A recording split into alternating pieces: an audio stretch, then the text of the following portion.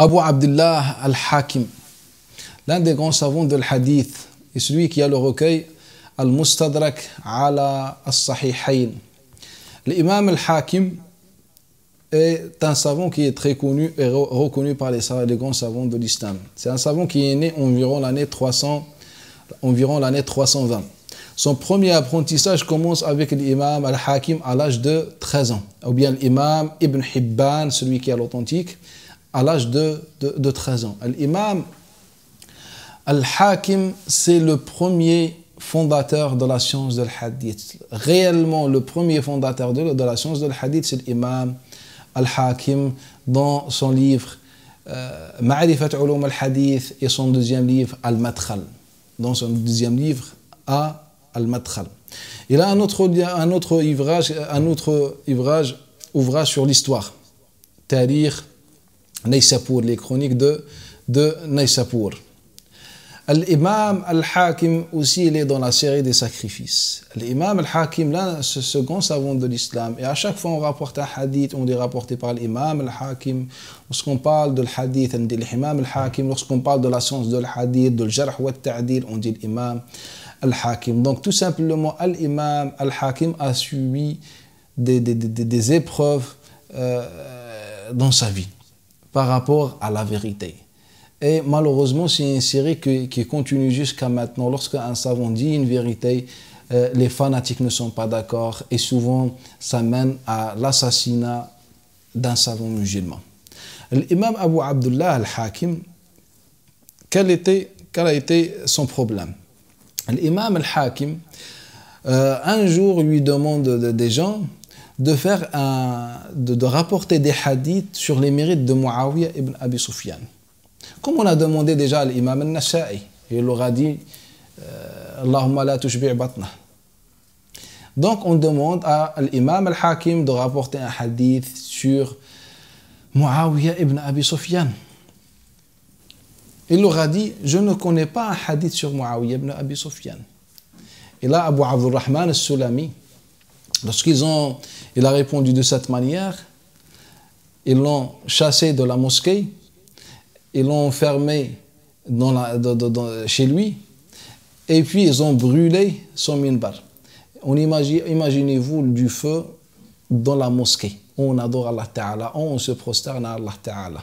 Pour quelle raison? Ce n'est pas pour une mécréance, c'est juste pour une vérité, une conviction d'un savant.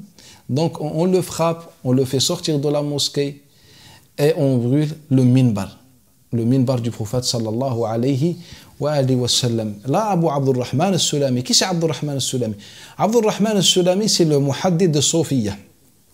C'est l'un des grands savants de hadith. Il était l'un des grands Sofiya aussi dans l'époque de l'imam al-Hakim. Et il a les 40, al-Arba'in al-Sulamiya, les 40 al-Sulamiya. Ce sont les 40, on dit al-Arba'in al-Sulamiya ou al-Arba'in al-Sofiya.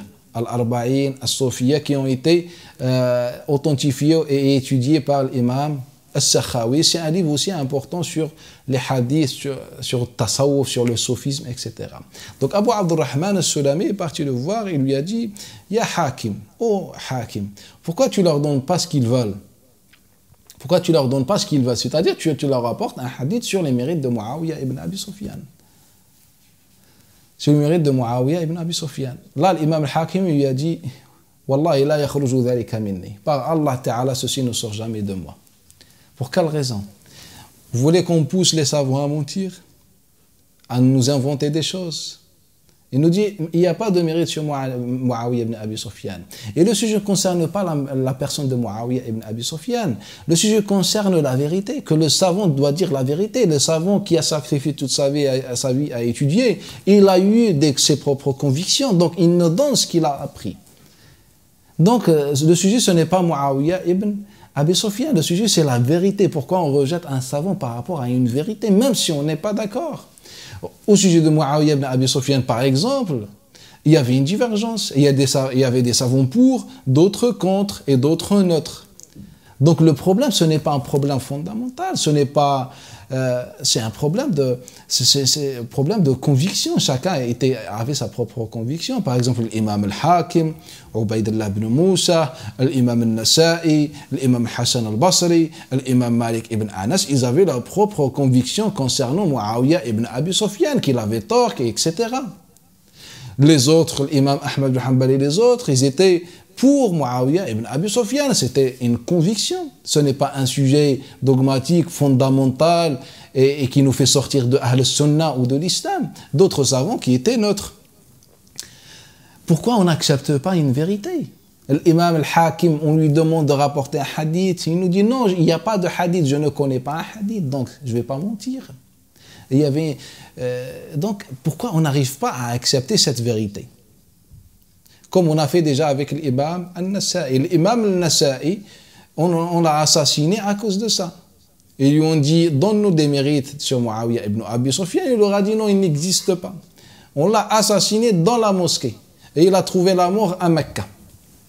C'est comme ça on se comporte avec les savants musulmans. Malheureusement, ce sont des choses qui se répètent jusqu'à maintenant, qui continuent jusqu'à maintenant. Jusqu'à maintenant, on est dans les mêmes choses. Et puis, on a attribué à l'imam al-Hakim le chiisme, on a dit qu'il était chiite, qu'il était rafidi, etc.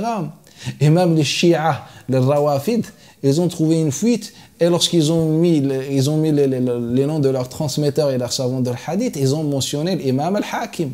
Mais le malheur, lorsqu'ils ont mentionné l'imam al-Hakim, pas par rapport à l'imam al-Hakim, car si vous prenez le Mustadrak de l'imam al-Hakim, il a un livre important, le troisième volume, les mérites des compagnons.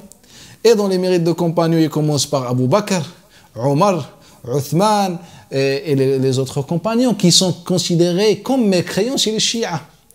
Donc les chiites, ils ont utilisé quoi comme argument pour dire que l'Hakim est chiite? Ils ont utilisé la position des radicaux et des fanatiques dans l'époque de l'imam al-Hakim. Ils ont dit, ben voilà, l'imam al-Hakim, un tel a dit qu'il était chiite, un tel a dit qu'il était chiite, donc l'imam al-Hakim fait partie de chiite. Et c'est pour ça même, beaucoup de chiites, lorsqu'ils parlent de la science de hadith, pour l'information, les chiites ont deux positions sur la science de hadith. La majorité de chiites, on les appelle les ikhbariyoun, les chroniqueurs, ils disent que la science de hadith est interdite, haram. Les autres, certains chiites, ils ont dit que la science de hadith est autorisée. Comme par exemple Ibn Mutahhir, comme Ibn Tawus et les autres.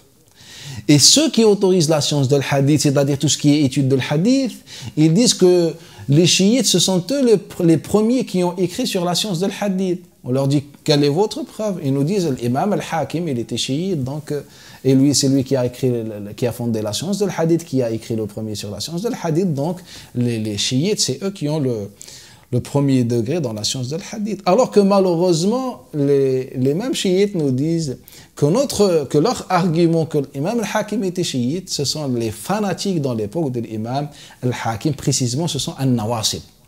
An-Nawasib qui étaient contre, qui avaient la haine envers Ahl al-Bayt al-Nabi sallallahu alayhi wa alihi wa sallam. Donc ça c'est un autre exemple, un autre cas sur un savant musulman rejeté par les fanatiques. On a brûlé son mimbar, on a fait sortir de la mosquée, on l'a expulsé des mosquées musulmanes, malheureusement, au nom d'Allah Ta'ala. C'est ça ce qui est malheureux, on fait tous ces actes au nom d'Allah Ta'ala. أقول هذا الكلام واستغفر الله لي ولكم فاستغفروه إنه هو الغفور الرحيم.